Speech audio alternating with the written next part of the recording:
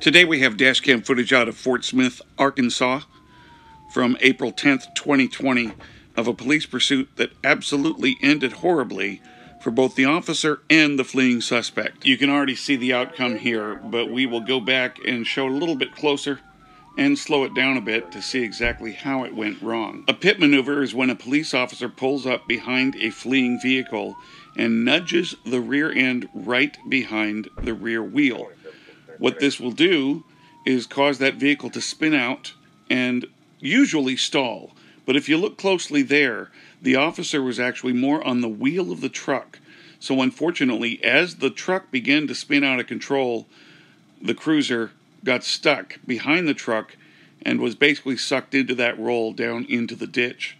And as we get further down into the ditch, this is just crazy. As the vehicle flips and hits the ditch, it ends up launching the cruiser way up into the air. It goes to show that if you're pulling this maneuver, you absolutely have to make sure you're hitting the vehicle in the right spot. Thankfully, as you can see here, there are no vehicles immediately in the oncoming lanes coming, and the only trailing vehicle was a police vehicle, and it was far enough back.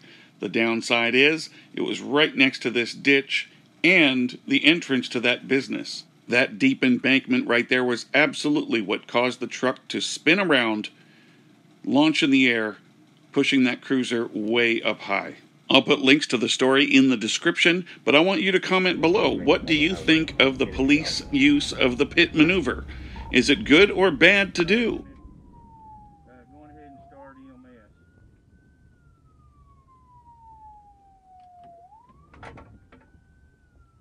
Fortunately, we crashed out here right in front of Ben Guerin. In front of Ben Guerin on 0. 3 strip.